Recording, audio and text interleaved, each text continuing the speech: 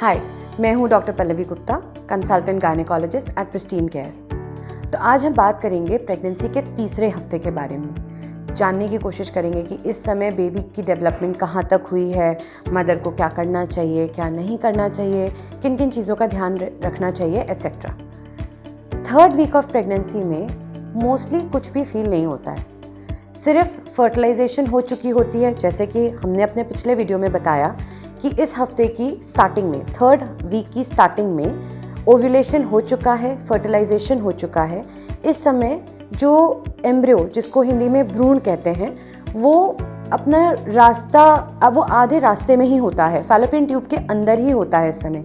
अभी वो यूट्रस के अंदर आया नहीं है। इस समय मोस्टली पेशेंट को पता भी नहीं होता है कि वो प्रेग्नेंट है। तो अपना बेसिक जनरल केयर कंटिन्यू रखना चाहिए, healthy lifestyle, healthy diet, alcohol smoking से दूर रहना चाहिए, पैसिव स्मोकिंग भी अवॉइड करना चाहिए। बहुत ज़्यादा फिजिकल एक्टिविटी के लिए कोई खास रिकमेंडेशन है नहीं। आपकी रूटीन एक्टिविटी जो चल रही है that is good enough. By the end of this week, जब ये तीसरा हफ्ता ख़त्म होने लगता है, इस टाइम तक प्रेगनेंसी यूट्रस के अंदर आ चुकी होती है, इम्प्लांटेशन की शुरुआत हो चुकी होती है। इम्प्लांटेशन का मतलब होता है यूट्रस के सबसे अंदर जो लाइनिंग होती है, जिसको हम एंडोमेट्रियम बोलते हैं, ये एम्ब्रियो जो भ्रूण है, ये उस लाइनिंग में अपने लिए जगह बना रहा होता है, उसमें स्टिक करने की कोशिश कर रहा होता है, और इसको हम इम्प्लांटेशन बोलते हैं। इस टाइम पर पेशेंट को कभी कभार माइल्ड सी स्पॉटिंग हो सकती है, नहीं भी हो सकती है। 99% केसेस में कोई सिम्टम नहीं होता है। इस समय किन चीज़ों का ध्यान रखने की ज़रूरत है? आपकी lifestyle, it definitely has to be healthy. Stress avoid करना होता है, स्पेशली जो लोग प्रेगनेंसी प्लान कर रहे होते हैं, इस समय वो बहुत स्ट्रेस में होते हैं कि हमने प्लान किया, रिजल्ट क्या आएगा, क्या नहीं आएगा, वो बहुत इस चीज़ के टेंशन में होते हैं। It's not a very good thing for the pregnancy, क्योंकि जो स्ट्रेस होता है वो बॉडी में इस तरीके के हार्मोनल चेंजेस क्रिएट करता है जो माइनर क्वांटिटी में ही पर जाके यूट्रस को डिस्टर्ब करते हैं। यूट्रस को डिस्टर्ब करते हैं मतलब यूट्रस को रिलैक्स्ड नहीं रहने देते।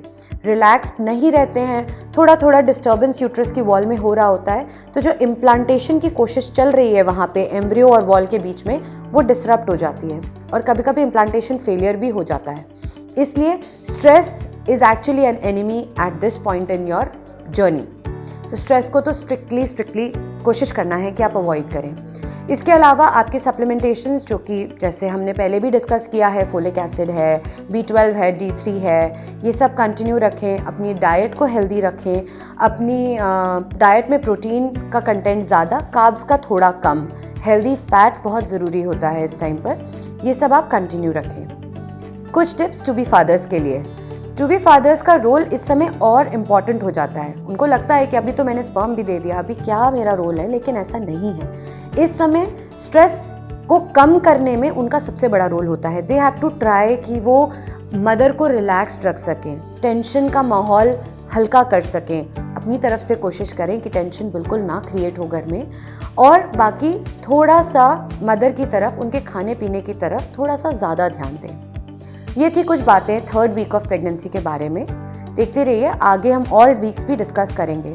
आपकी कोई क्वेरीज, कोई डाउट्स हों तो प्लीज़ कमेंट बॉक्स पे ज़रूर मेंशन करिए, जिससे हम उसको फर्दर एड्रेस कर सकें।